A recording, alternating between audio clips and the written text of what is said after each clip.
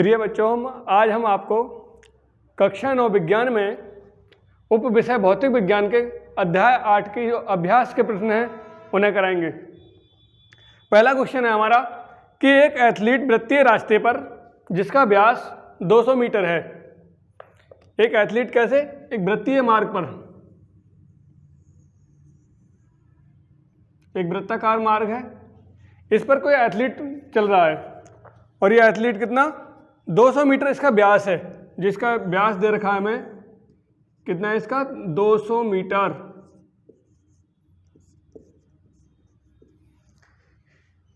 एक चक्कर 40 सेकंड में लगाता है। यानी इसका एक राउंड लगाने में एक एथलीट यहाँ से चल के यहाँ तक आने में वापस यहाँ से चला ये और वापस आने में इसमें 40 सेकंड ले रहा है। कितना समय लेता है? यानी एक चक्कर में लगा समय 40 सेकंड। ये कह रहे हैं कि 2 मिनट 20 सेकंड के बाद वह कितनी दूरी तय करेगा और उसका विस्थापन क्या होगा। 2 मिनट 20 सेकंड के बाद वह कितनी दूरी तय करेगा और उसका विस्थापन क्या होगा। अब हम देखते हैं यहाँ से हमारे पास व्यास दिया है, हमें दिया है व्यास बराबर 200 मीटर। तो इसकी त्रिज्या कितनी हो गई हमारी? त्रिज्या हो गई हमारी इसकी व्यास बटे 2, यानी 200 बटे 2, ये हो गई हमारी 100 मीटर। ये हो गई इसकी रेडियस। अब तो ये कह रहा है कि एक चक्कर लगाने में 40 सेकंड का समय ले रहा है। तो ये हमसे पूछ रहा है कि 2 मिनट 20 सेकंड के बाद वह कितनी दूरी तय करेगा। तो इसके लिए हम क्या करते हैं, कुल समय कितना है हमारे पास? 2 मिनट 20 सेकंड। हम देखते हैं कि भाई एक चक्कर में कितनी दूरी तय कर रहा है। तो एक चक्कर में तय दूरी किसके बराबर होगी? वृत्ताकार मार्ग है तो वृत्त की परिधि के बराबर कितनी होगी? वृत्त की परिधि। तो परिधि कितनी होती है? 2 पाई r, 2 गुणा 22/7 गुणा r 100। अभी हम यहां से क्या देख रहे हैं कि 40 सेकंड में एक चक्कर लगा रहा है, यानी 40 सेकंड में वृत्त की परिधि के बराबर दूरी तय कर रहा है वो। 22 दूनी 4400 बटे 7 मीटर, यानी एक चक्कर में कितनी दूरी तय कर रहा है वो? 4400 बटे 7 मीटर। यानी यहां से हम कह सकते हैं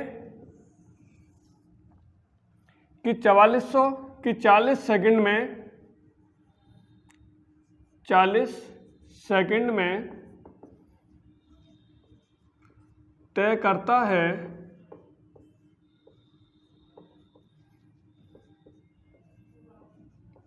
4400 बटे 7 मीटर। इसलिए एक सेकंड में तय कितनी करेगा ये? एक सेकंड में तय करेगा हमारा 4400 बटे 7 है, इसे हम कितने से 40 से डिवाइड कर देंगे। 4400 बटे 7 बटे 40, ऐसे लिख सकते हैं हम क्या? 4400 बटे 7 गुणा 40। एक जीरो से हमने एक जीरो काटा, कितना है हमारा? 110 बटे 7 मीटर। यानी जो एक सेकंड में कितना चल रहा है वो? 110 बटे 7 मीटर। हमसे पूछ रहा है लास्ट में कितने कि 2 मिनट 20 सेकंड के बाद कितनी दूरी पर होगा। इसलिए 2 मिनट और कितना 20 सेकंड का हो गया हमारा 60 दूनी 120 और 20 140 सेकंड में कहाँ पहुँचेगा ये? 110/7 गुणा 140, 7 दूनी 14, 20 बार कटाइए, और 11 दूनी 22, कितनी दूरी तक करेगा? 2200 मीटर। अब हमसे एक चीज़ और पूछ रहा है इसमें कि उसका विस्थापन क्या होगा। अब हम देखते हैं क्या इसका विस्थापन देखना है हमें। दूरी कितनी तय करी उसने? 2200 मीटर। अब हम यहाँ से देखते हैं 40 सेकंड में एक राउंड पूरा कर रहा है, तो 40 सेकंड।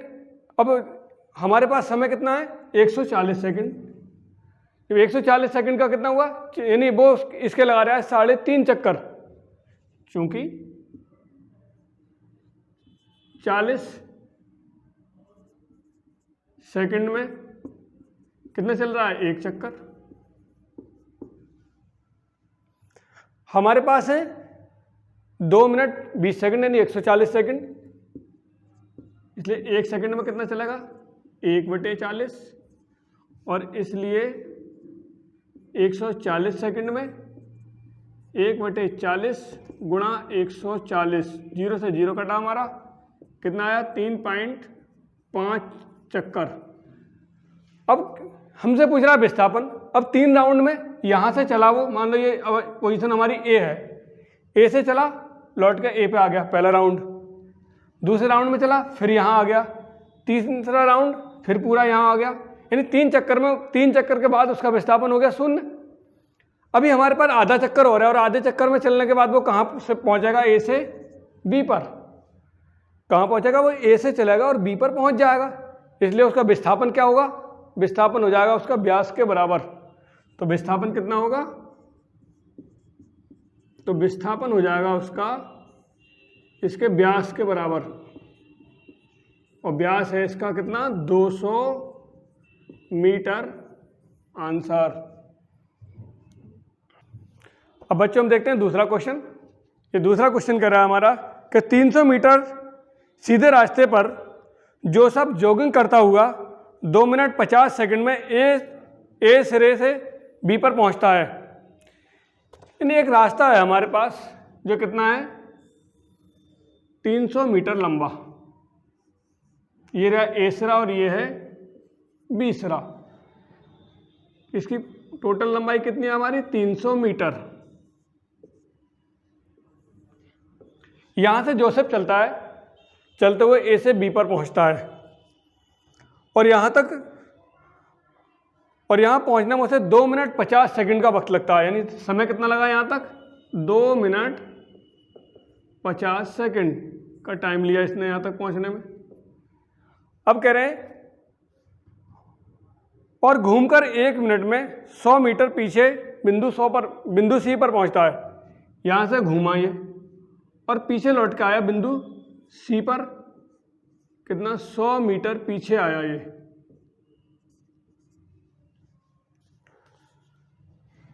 और 1 मिनट वक्त कितना लगा रहा है ये? 1 मिनट लगा इसे यहां से यहां तक आने में। तब हमसे पूछ रहा है ये कि ए से बी सिरे तक जाने में और ए से सी तक जोसेफ की औसत चाल और औसत वेग क्या होंगे। हमसे पूछ रहा है औसत चाल और औसत वेग। पहले हम लेते हैं कंडीशन ए में कह रहा है कि ए से बी तक, कहां से हम? ए से कह सकते हैं हम ए से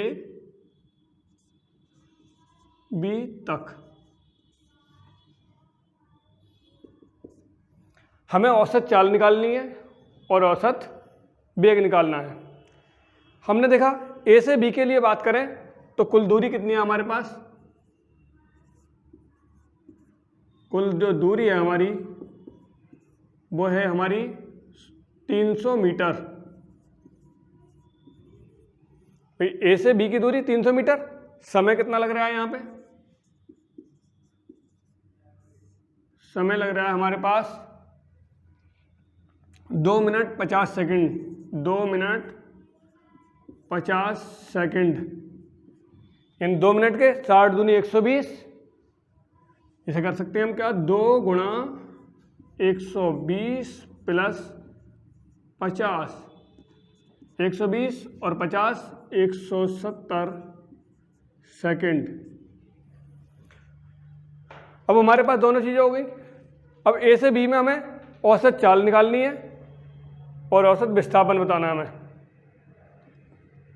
अभी हमारे पास विस्थापन कितना है, यहाँ पे विस्थापन है हमारे पास, क्योंकि ए और बी इनके बीच की न्यूनतम दूरी भी 300 मीटर ही है। अब हम देखते हैं यहाँ पे विस्थापन, हमारा विस्थापन ए से बी के बीच की दूरी कितनी है हमारी, 300 मीटर है। हमें दो चीज़ें निकालनी है, एक औसत वेग, एक तो हमें निकालना है क्या, इसकी औसत चाल और औसत वेग। सबसे पहली चीज़ हमें औसत चाल, तो हमें पता होना चाहिए कि औसत चाल, अब जानते हो फार्मूला होता है कुल दूरी बटे कुल समय। क्या होता है, ये तो होता है कुल दूरी बटे कुल समय। कुल दूरी है हमारे पास 300 मीटर, 300 मीटर है, और कुल समय लगा हमारे पास 170 सेकेंड। 0 से हमारा 0 कटा, 17 ही कम 17 बचा हमारे पास 13, लगाया पॉइंट, हो गए 130, 17 सत्ते 119, बचते हैं हमारे पास 11, हो गए 110, 17 छिक्का 102, इतने मीटर प्रति सेकंड। ये तो ही हमारी औसत चाल। अभी चाहिए हमें औसत वेग।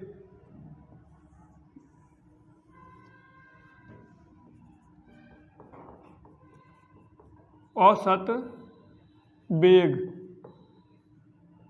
बराबर होता है हमारा विस्थापन बटे समय। विस्थापन बटे समय। विस्थापन है हमारा कितना, देखा 300 मीटर,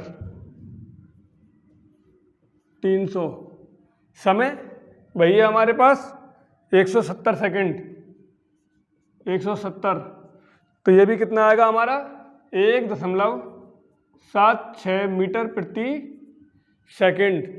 ये हुई हमारी ए कंडीशन। अब हम देखते हैं इसमें बी कंडीशन में। बी कंडीशन कह रहा है हमारा कि ए से सिरे सी तक, कहाँ से, ए से सी तक। अब हम बात कर रहे हैं ए से चलकर और कहाँ, जो सी आ रहा है हमारा। अब यहाँ पे हमारी एक चीज़ चेंज हो जाएगी, दूरी तो हमारी ये बढ़ जाएगी 300 ये और 100 ये 400, लेकिन विस्थापन कितना रह जाएगा, जो ए और सी के बीच की न्यूनतम दूरी है। तो हम लिखेंगे क्या कि दूरी तो हो गई हमारी 300 प्लस 100 बराबर 400 मीटर।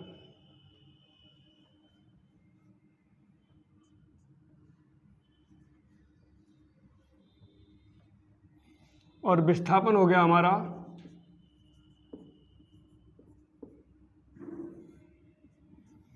विस्थापन, हम 100 मीटर पीछे आ गए। अब मिनिमम दूरी इनके बीच की क्या बची, 300 माइनस 100, 300 माइनस 100, 200 मीटर। हमें निकालनी दोनों चीज़ें, औसत चाल और औसत वेग। तो हमें सबसे पहले से निकालनी है औसत चाल। औसत चाल बराबर हो गया हमारा कुल दूरी बटे कुल समय। अब यहाँ पे हमारी कुल दूरी कितनी हो गई, 300 प्लस 100, यानी हम इस तरह से भी लिख सकते हैं 300 प्लस 100, 400। कुल समय हो गया हमारे पास, एक तो ये समय और एक ये समय, दो समय जुड़ गए हमारे, यानी पहला समय ये लगा यहाँ तक पहुँचने में, यहाँ तक आने में ये समय और लगा हमारा एक मिनट। तो हमारा कितना हो गया 170 प्लस 60, यानी ये हो गया हमारा 400/230। 0 से 0 कट गया हमारा, इसे हमने काटा, 23 ही कम 23 हो गया हमारा। अब बचते हैं हमारे पास कितना 17 बचते हैं, लगाया पॉइंट, हो गया हमारा 170। अब इससे कटेगा हमारा 170, ये कट जाएगा हमारा, एक बार इसे भाग दे लेते हैं, 23 ही कम 23, हमारे पास बचते हैं 17, लगाया पॉइंट, हो गया 170। 7 बार चले जाएगा, 7 से 21 का 1, हाथ से लगे 2, 7 दूनी 14 और 2 16, बचा हमारे पास 9, हो गया 90। 3 बार फिर चला जाएगा, तो लगभग कितना जाएगा ये हमारे पास, ये गया 1.73 बार। कितनी बार गया 1.73, और क्या है ये मीटर प्रति सेकंड। ये तो हो गई औसत चाल। अब हमें निकालना है औसत वेग। औसत वेग, वेग बराबर कोई क्या होता है हमारा, विस्थापन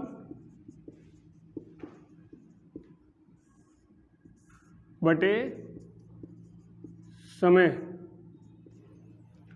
विस्थापन कितना बचा हमारे पास, विस्थापन बचा है हमारे पास 200 मीटर, यानी कि 200। लेकिन समय कितना लगा, समय तो हमारे पास वही लगा, यहाँ पहुँचे हैं फिर यहाँ आए हैं, समय तो हमारे पास वही लगा। तो समय हो गया हमारे पास कितना 170 प्लस 60, यानी कि 230। 0 से हमारा 0 कट गया।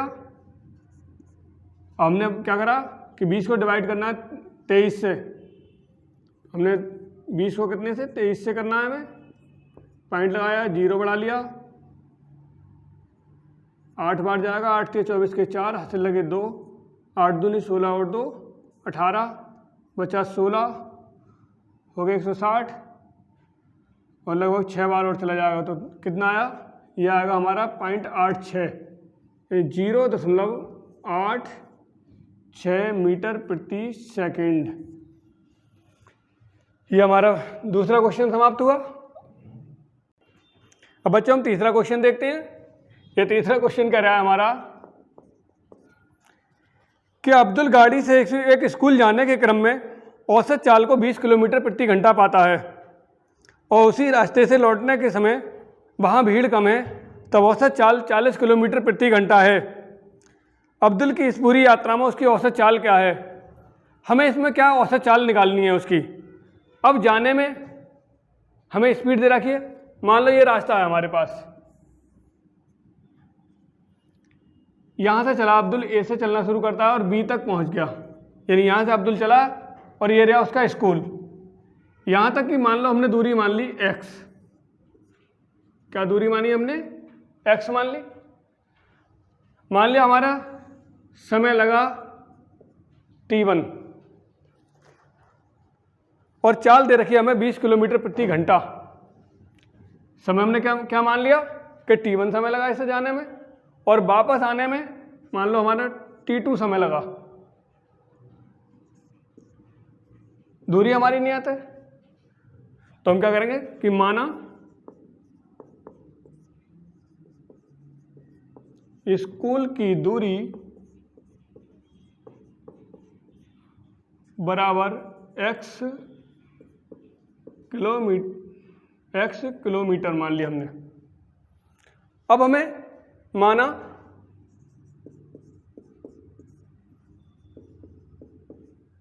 जाने में लगा समय बराबर t1 तथा वापस आने में लगा समय बराबर t2। हमें दोनों चालें दे रखी है, यानी जाते समय चाल हमारी कितनी थी तब थी हमारी 20 किलोमीटर प्रति घंटा, और जब हम वापस आए तो कितनी देर रखी? 40 किलोमीटर प्रति घंटा। हमसे पूछ रहा है कि इसकी औसत चाल क्या है। पहले हम जाने का समय निकाल लें t1, तब t1 बराबर, t1 आपको पता है क्या है? t1 है जाने का समय। तो आपने फार्मूला पढ़ा है कि चाल बराबर होता है दूरी बटे समय। तो समय बराबर क्या होगा? दूरी बटे चाल। दूरी कितनी है हमारी? x दूरी चले हम। चाल कितनी है हमारी? 20। वापस आने में t2, तब t2 बराबर कितना हो गया? t2 बराबर हो गया हमारे पास कितना? भाई जब हम वापस लौट रहे हैं तो वही समय बराबर दूरी बटे चाल। दूरी तो हम वही चले हैं x, दूरी में तो कोई अंतर नहीं पड़ा। x बटे 40। अब हमारे पास बतानी क्या है हमें? औसत चाल। औसत चाल बराबर होती है हमारी कुल दूरी बटे कुल समय। हमें निकालनी है। अब कुल समय कितना लगा हमारा? कुल समय लगा हमारा t1 प्लस t2, यानी जाने का समय प्लस वापस आने का समय। तो हम क्या कहेंगे यहाँ से कि हमारे पास कुल समय कितना हो गया? कुल समय हो गया हमारा t1 प्लस t2, और कुल दूरी कितनी हो गई हमारी?